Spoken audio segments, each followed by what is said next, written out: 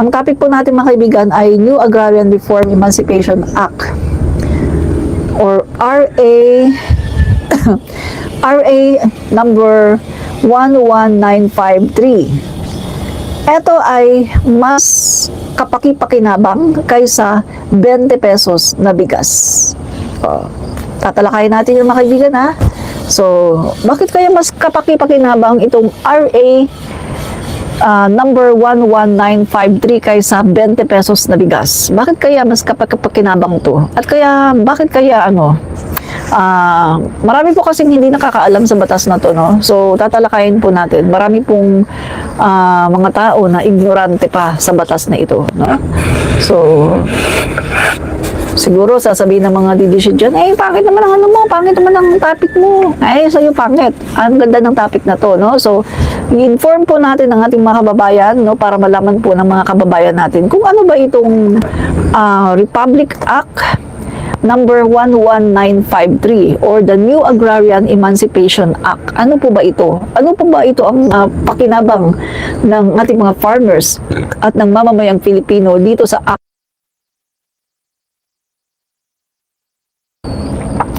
Solid PBBM watching from Cebu, Jimboy Presbitero. Hi, hello! I think sa mga December yata, pupunta kaming Cebu, no? December. Nasa Cebu po kami. Yan. So, and po mga kaibigan, no? So, pag-usapan na natin, huwag na tayo magpaligoy-ligoy pa, no? Ang pag-uusapan natin dito ay tungkol dito sa the New Agrarian Emancipation Act. So, mga guys, no, sa mga nanonood ngayon na 5,900, paki-double click po, no? Paki-double click po ang video para ito po ay inyong ma-like, no? Ganyan lang po, double click the video. Ayan, malalike siya, no? Paki-like na po. Yan. Yun, na-like po, no? Ganyan lang po, double click. Dati kasi kapag naka-vertical live, sabi ko, hinahanap ko yung like button. Sabi ko, nasan kaya yung like button dito? Hindi ko makita. Tapos ginagawa ko, pumupunta pa ako dito. Dito may 3 dot dito, Ayan, may 3 dot. Yan, pipindutin ko yan. Yung 3 dot na yan. Tapos, ayun, dyan pa ako nagla-like. Ang pwede naman pala mga kaibigan, double tap lang. Double tap para ma-like mo siya, no? So, ayun po mga guys, no? Umpisahan na po natin. Bakit po sa aking title ang sinabi ko dito na etong Republic Act number 11953 ay mas kapaki-pakinabang pa kaysa 20 pesos na bigas. Yan, okay, mga kaibigan, no? So, i-inform po natin ang ating mga kababayan tungkol po sa New Agrarian Reform Republic Act or New Agrarian Emancipation Act, officially known as Republic Act number 11953. So, marami po mga kababayan natin ang hindi po alam ang tungkol sa batas na ito, no? So, atin pong titingnan, ano nga ba ang batas na ito? Bakit ba sinabi na mas kapaki-pakinabang ito? Okay, unang-una mga kababayan, ito ang sasabihin ko sa inyo, Yung 20 pesos na bigas kasi, halimbawa, pagpasok ng administrasyon ni PBBM, naging 20 pesos ang bigas. Pero madali pong mawala yan. Diba? Madaling mawala yan. Kasi alam naman natin, ang prices po ay hindi stable. Kapag tumaas ang inflation, kapag tumaas ang presyo ng langis sa pandaigdigan, apektado na lahat yan. So alam po natin na hindi stable ang mga prices. Hindi lang po sa Pilipinas, kundi sa buong mundo, no? So wala pong stable na presyo. No, sabi ko nga sa inyo, kung tayo ay magtatalo tungkol sa presyo ng bigas, guys, pumunta kayo sa ibang bansa. Sabi ko nga sa inyo, may mga kaibigan ako sa ibang bansa. Ang sabi sa akin, admin rich, maswerte kayo sa Pilipinas. Kasi ang bigas nyo, ganyan lang. Sa kanila daw ang presyo ng bigas daw nila, kung i-convert mo sa pera natin, ay tumataginting na 2,000. Guys, at ang mahal-mahal daw mabuhay doon sa bansa na kinabibilangan nila. Bukod sa napakamahal ng tax, mga kaibigan, ay bumili ka lang daw ng isang hamburger para ka daw nagbayad ng 1,000. Ganon po kamahal, ganon po ka high standard ng kanilang living doon sa mga bansang yun, no? Sa ibang bansa.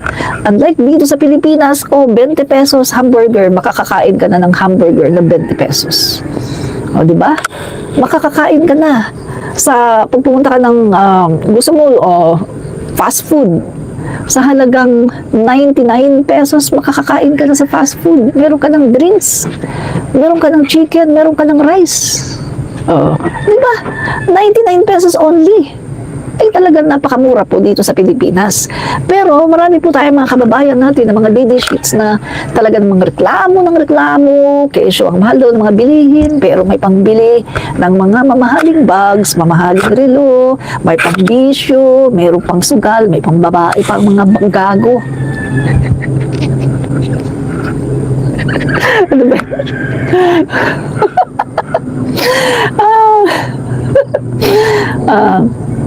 Okay. Tuloy na tayo. So, inform po natin ang ating mga kababayan tungkol dito sa New Agrarian Reform Emancipation Act. Ano ba itong New Agrarian Emancipation Act na to, mga kaibigan? So, ito lang naman, mga kaibigan. Ito ay Republic Act number 11953, a landmark legislation passed by the Philippine Congress at pinirmahan po ng ating Pangulong BBM noong July 7, 2023. So mga kaibigan, bakit po para sa akin ay mas mahalaga itong Republic Act number 11953 kaysa 20 pesos na bigas? Katulad ng sinabi ko, mga kaibigan, ang 20 pesos na bigas, no? Bawa, pag upo ng Pangulo natin, gawin niyang 20 pesos ang bigas, and then later on, tataas na naman kasi nga, mga kaibigan, ang mga presyo ay hindi stable. Katulad ng sinabi ko kanina, pag tumaas ang pandaigdigang presyo ng langis, anong nangyayari? Tumataas ang mga bilihin kasi hindi naman tayo oil producer, no? Or hindi naman tayo nagpo-produce ng langis, no? So, kapag tumaas yung mga presyo ng pandaigdigang mga basic commodities, tumataas din dito. Kapag nagkaroon ng mga giyera sa iba-ibang mga dako ng mundo, mga kaibigan, na kung saan tayo ay nakikipagkalakal, tumataas na naman. Pag tumaas ang inflation, sa buong mundo, tumataas na naman. So mga kaibigan, hindi talaga stable ang mga presyo ng bilihin. Pero etong ating batas na to, ito ay napakaganda, no? So, explain po natin para ma-inform po ang ating mga kababayan, no? So, unang-una, mga kaibigan, ano ba ang nagagawa ng batas na to? So, key provisions and benefit ng batas na ito, no? RA number 11953 or mas kilalang New Agrarian Emancipation Act. Mga kaibigan, unang-una, ang ginagawa ng batas na ito ay debt forgiveness. Pinapatawad ang mga utang. The Act forgives over 57.56 billion in agrarian debt owned by 657 agrarian reform beneficiaries, ARBs. No? So, ano ibig sabihin nito? Yung 654,000 agrarian reform beneficiaries. Ito po yung mga farmers, mga kaibigan, na sila, mga kaibigan, ay hutil at total of 1,173,000 sandali. 1,173,101,057 hectares of land. So ganito guys, no, ganito kalawak ang kanilang tinitil, no? Ang kanilang kino-cultivate. Ganito kalawak yung land area na kanilang kino-cultivate. This includes principal loans, unpaid amortizations, interest, penalties, and surcharges. So, ibig sabihin, mga kaibigan, ang batas na ito ay totally pinapatawad ang lahat ng kanilang pagkakautang. Magmula sa principal loans, unpaid amortizations, interest, penalties, and surcharges. Pinapatawad lahat. Ibig sabihin, missing ko, wala na silang babayaran. Eto yan, mga kaibigan. Kaya naman pala, mga kaibigan, no? Kapag ang Pangulo natin ay pumupunta sa iba-ibang dako ng Pilipinas, Luzon, Visayas, Mindanao, ang ating mga kababayan ay tuwang-tuwa, mga guys, at hindi talaga natin ma-describe ang ngiti sa kanilang mga pisngi kapag nakukuha na nila yung kanilang ARBs, mga kaibigan. At sabi nga, mga kaibigan, nung matanda, no, na tumanggap ng nitong mga titulo na to, itong ARBs na to, mga kaibigan, ay talaga namang ang sabi nung matanda na farmers, ilang dekada ko lang hinihintay ito. Ilang pangulo na ng Pilipinas ang nagdaan. Hindi ko ito natanggap. Ang Pangulong BBM lang ang nagbigay sa akin ito. Talagang tuwang-tuwa sila, mga kaibigan, no? Mga ating mga senior citizens, sa mga farmers na talaga namang wala ng mga ngipin, talaga namang halos talagang, kumbaga, gumaganyan na sila sa, mga kaibigan, sa lupa, no? Talagang matatanda na talaga, mga kaibigan, no? Guys, kasi nakakasama ako sa mga event, no, kapag namimigay yung ating pangulo, mga kaibigan, ng ARBs, ng CLOA. So talagang kitang-kita ko yung ngiti, sobrang saya sa mga mata at sa pisngi ng ating mga kababayan, ng mga sabi nila dekada na, ilang presidente na ang nagdaan. Akala ko hindi ko na ito makukuha. Akala ko mamamatay na lang ako na hindi ko ito makukuha. Yan ang sinasabi nila, mga kaibigan. Pero si Pangulong Marcos lang ang nagbigay sa kanila. Kasi nga, mga kaibigan, hindi ito naisip ng ibang mga presidente. Hindi nila naisip yan. Ang Pangulong Marcos lang talaga ang nakaisip niyan. Kaya nga, mga kaibigan, lalong minamahal ng kababayan natin ang Pangulong Marcos, lalong-lalo na ang mga farmers. Mahal na mahal ng ating mga kababayan ang Pangulong Marcos dahil talaga namang pinakita ng ating Pangulo sa lahat ng Pangulong nagdaan. After President Marcos Sr., si PBBM lang talaga ang nakita na talagang tunay na nagmamahal sa sambayan ng Pilipino, lalong-lalo na sa pinakamaliliit na mga kababayan natin, ang mga farmers. Kaya nga, mga kaibigan, kahit na pinababagsak siya ng kanyang mga kalaban sa politika na talaga namang hungry for power, hungry for money, pero hindi nila mapabagsak ang ating Pangulo dahil ang Pangulo ng Pilipinas, BBM, siya ang tunay na nagmamahal sa sambayan ng Pilipino at kitang-kita yan, damang-dama sa puso ng ating mga kababayan. Kaya ang Pangulo natin ay talaga namang namamayagpag habang ibinabagsak, lalong namamayagpag. Yan ang Pangulo natin, President Bongbong Marcos Jr., ang Pangulo natin na mahal ng masang Pilipino dahil sa kanyang makabansa, talagang makapilipino, makadiyos at makatao na pamumuno. Yan ang ating Pangulo, BBM. Diba? So, mga kaibigan, bukod dyan, mga kaibigan, no? Ano ba ang nangyayari kapag ano ba ang nangyayari, mga kaibigan, mula nung pinirmahan ang batas na ito? So mula nung pinirmahan ang batas na ito, mga kaibigan, no, yung land ownership, mga kaibigan, the law aims to ensure clear ownership of awarded lands by canceling, take note, canceling mortgage, amortization, interest, penalties, and surcharges, mga kaibigan. The law aims to ensure clear, anong sabi dito? Clear, malinaw, mga kaibigan, hindi malabo, malinaw na ownership of awarded lands by canceling mortgage liens in favor of the national government. So yan nga, mga kaibigan, no, kinakancel niya ang lahat-lahat ng mga mortgage liens in favor, mga kaibigan, no, sa national government, no? Estate tax and exemption. So mga kaibigan, wala na itong estate tax, guys, no? ARBs are exempted from paying estate tax, mga kaibigan, on agricultural lands awarded to them under the Comprehensive Agrarian Reform Program. Mga kaibigan, si PBBM lang ang nakagawa niyan, walang iba. Si Duterte, hindi niya naisip kasi si Duterte ay bugok. Si Duterte ay bugok. Walang utak, ang gago na matanda.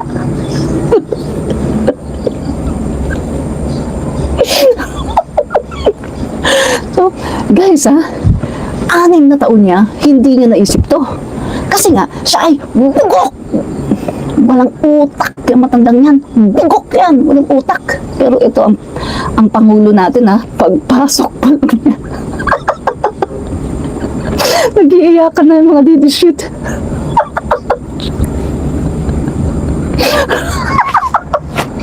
Ano ba yun? Nag-iiyakan na yung mga didishit dito. Hi guys, mga didishit, no, bago kayo mag-iyakan.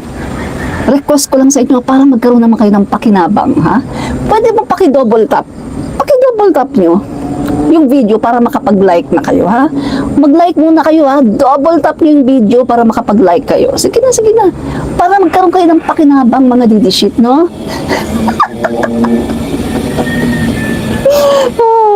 So, tuloy na natin, ha? Okay.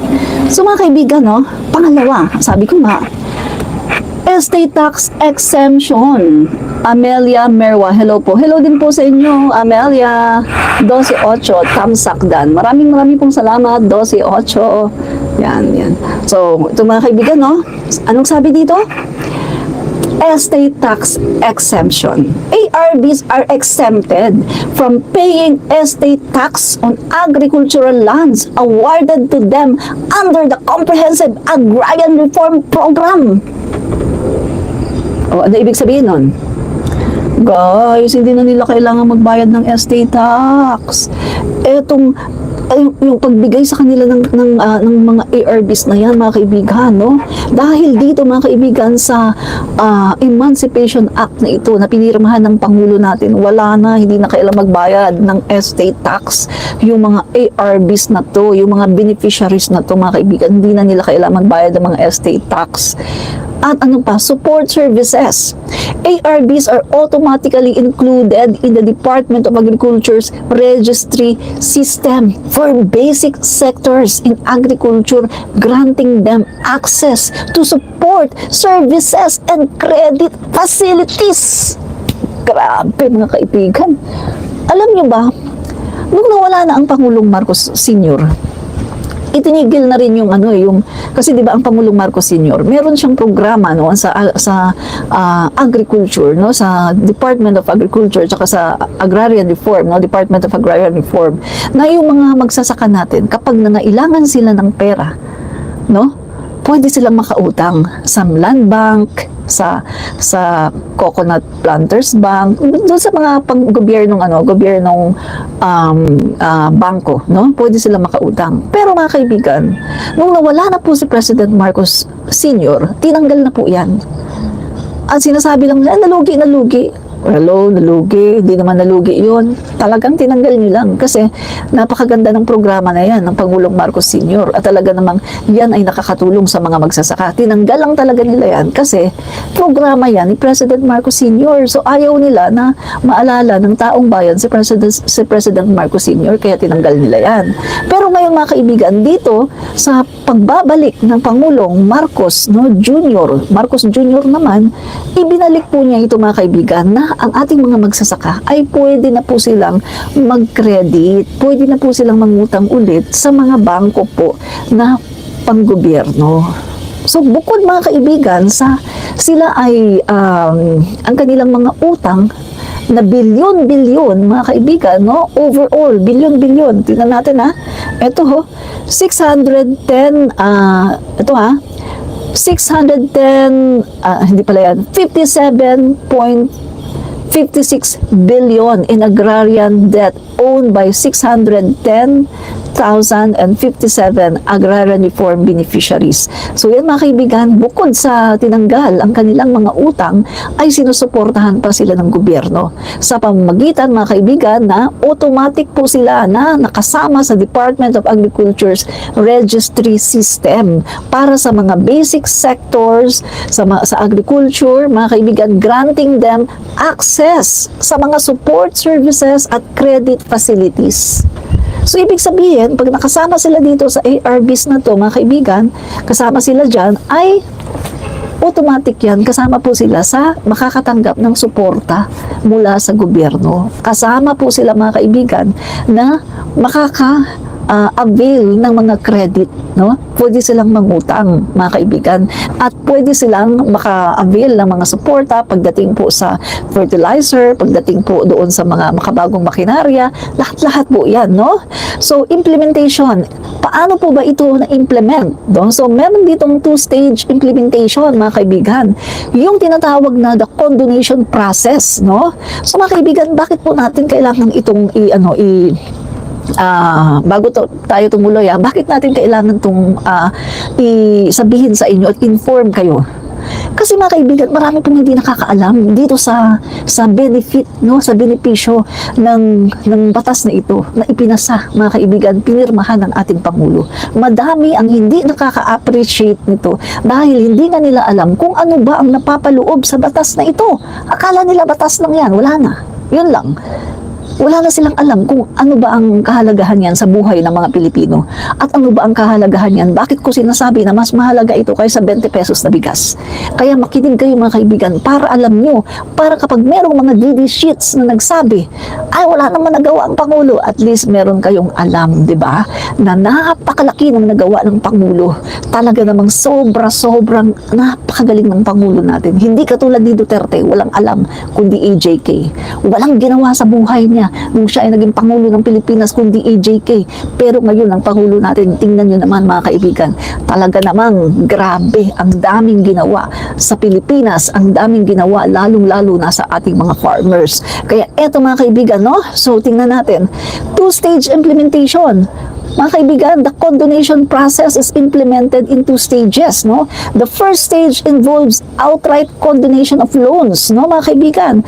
Ito yung for 263,622 ARBs, no? While the second stage will include the remaining beneficiaries after the Land Bank of the Philippines, LBP, and the Department of Agrarian Reform, the DAR, submit detailed list of their indebtedness. So, eto mga kaibigan, pinaproseso pala yan, no, ng DAR, no, Department of Agrarian Reform, tsaka Land Bank of the Philippines. Pinoproseso nila mga kaibigan yung mga dokumento at sinasubmit nila yan yung detalyado na listahan, mga kaibigan, kung ano-ano yung kanilang mga pagkakautang, mga kaibigan, itong mga farmers na ito, yung pagkakautang nila na binura, totally, wala na silang utang kahit piso, kahit 5, wala na silang utang. At ang nakagawa lang nito ay ang Pangulo natin, President Marcos Jr. Kaya nga mga kaibigan, talagang sobrang ang mga magsasaka natin ang talagang unang-unang inalagaan ng ating Pangulo, dahil ang Pangulo natin, ito talaga ang nasa puso niya, ang murang pagkain, at talagang ang ating mga magsasaka ay makapag-focus sa kanilang pagtatanim nang wala nang inaalala na babayaran.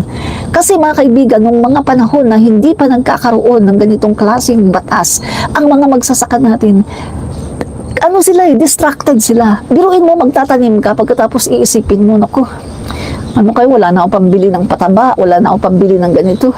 Naku, wala na akong pambayad sa paggiling ng mga kasi ganito, ang dami mong utang, o kailangan mo mag-save ng ganitong halaga para mabayaran mo yung utang mo, kasi meron kang babayaran monthly. So yan po ang unang-unang iniisip ng mga magsasaka. Yung kanilang monthly na binabayaran, kailangan nilang bayaran, naku, baka mailit yung aking lupa. Pero ngayon mga kaibigan, sa panahon ni PBBM, wala na po yan. Wala na po yan kahit 5. Wala na po yan mga kaibigan, dahil binura na po ng ating Pangulo mga kaibigan ang lahat ng pagkakautang ng mga farmers natin. Ang galing ng Pangulo natin. At kung makikita niyo yung mga interview sa mga senior citizens, sabi nila, akala ko mamamatay na lang ako na hindi ko ito makukuha. Itong aking titulo. Ngayon, nasa akin na, mga kaibigan, no? Kasi dito po, mga kaibigan, sa ginagawa ng ating Pangulo, bukod sa pinatawad niyang pagkakautang ng ating mga kababayang farmers, guys, namigay pa siya ng mga titulo ng lupa. Mga dekada na ang dumaan, hindi nila nakuha ang kanilang titulo. Sabi nga, mamamatay na lang sila, wala pa silang titulo. Pero sa panahon ni PBBM, talaga naman kanya itong inayos at binigay ang mga titulo ng lupa. At ang kagandahan nito, pati yung mga farmers natin na mga walang lupa, nagkaroon sila ng sariling lupa at meron pang titulo. The best talaga ang ating Pangulo. Grabe. The best talaga mga kaibigan. Hindi ito nagawa ni Mang Kanor na walang ginawa nung siyang nakaupo. 6 na taon na nakaupo si Mang Kanor, kundi magmura. At AJK, yan ang ginawa ni Mang Kanor. Walang kwentang Pangulo. Inutil na Pangulo ng Pilipinas. Si Mang Kanor, inutil na Pangulo ng Pilipinas.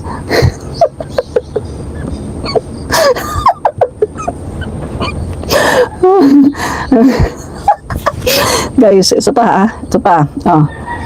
Dami nag-iiyakan dito mga didishit.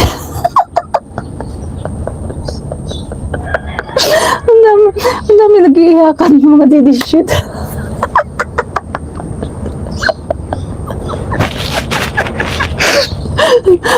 Nag-iiyakan ng mga didishit. So guys,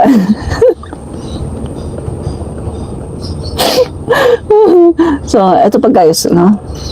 So, show your data as proof sa pinagkukuda mo man ng, aba, hindi ka ba nakikinig? Di ba may binanggit na ako mga data? Hindi ka nakikinig? Umugo ka talaga. Ay, nako. Okay. So, ito pa. Ayan, so, exempted yung estate tax. Ano pa? Yung support services. So, nasabi ko na sa inyo. So, sa implementation na tayo mga kaibigan. So, nasabi ko na sa inyo yung first stage ng implementation, ha? And then, pangalawa, eto mga kaibigan, no? Yung social economic upliftment, no? The act aims to alleviate the financial burden of farmers, allowing them to focus on increasing their productivity and improving their livelihoods. So yan yung sinasabi ko kanina mga kaibigan. So kita nyo ha, kita nyo, tama yung sinasabi ko. Yun nga sinasabi dito, itong act na to mga kaibigan ay makakapagtaas, no, ng kanilang kanilang financial freedom at mawawala na yung burden nila ng mga farmers para sila po ay makakapag-focus na sa kanilang pagtatanim at mai-increase yung kanilang productivity ng kanilang mga pananim at mai-improve ang kanilang mga livelihoods kasi nga nakafocus na sila sa kanilang trabaho dahil wala na silang problema sa mga pagkakautang. At the same time, meron pa silang financial assistance at meron pa silang suporta galing sa gobyerno patungkol sa mga pataba, patungkol sa irigasyon at patungkol sa financial assistance, no? Mga makabagong traktora, mga makabagong makinarya. So, kumpleto yan mga kaibigan. Talagang pinakita ng ating Pangulo na mahal niya talaga ang mga farmers, no? So, bakit yung mga farmers ang inuna ng ating Pangulo? Kasi ang sabi ng Pangulo natin, ang mga farmers natin ang vulnerable talaga, no? Yan yung hindi pinapansin, mga kaibigan. Hindi yan pinapansin ng mga Pangulo na nagdaan. Katulad ni Duterte, hindi talaga pinansin ang farmers. Mga walang hiya ang mga gago.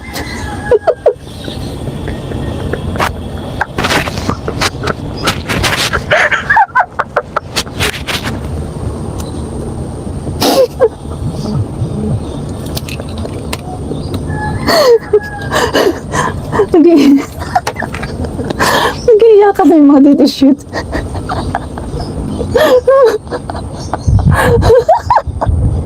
Iyakan na yung mga didishit. So sabi dito, the new Agrarian Emancipation Act is a second significant step towards addressing long-standing issues of land ownership and debt burdens in the Philippines. So mga kaibigan, kita nyo ha, etong New Agrarian Emancipation Act ang naging sagot mga kaibigan sa matagal ng problema ng ating mga farmers, no? Napakatagal na dekada ng panahon ng problema ng mga farmers na talaga namang wala silang titulo, yung kanilang mga ani, konti lang ang kanilang napapakinabangan sa yung pag binibenta nila ang kanilang mga palay, konti lang napapakinabangan nila kasi nga meron silang landlords, 'di ba? Kasi hindi pa talaga sa kanila yung lote, yung lupa na kanilang sinasaka, hindi pa totally sa kanila, no? So nakikihati pa yung mga landlords. Pero ngayon dito mga kaibigan, binigay na sa kanila ang titulo. So wala nang karapatan yung mga umaangkin ng kanilang lupa kasi sa kanila na yan. Talagang may titulo na sila.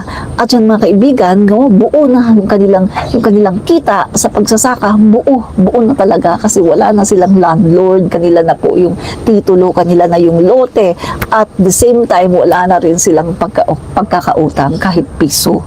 So yan po mga kaibigan, ang kagandahan ng the New Agrarian Emancipation Act.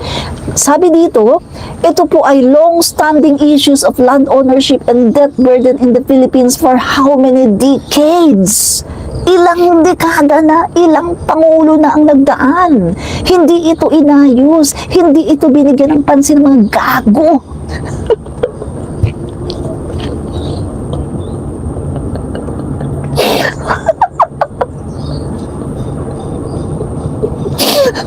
Sorry nag-iiyakan na yung mga leadership.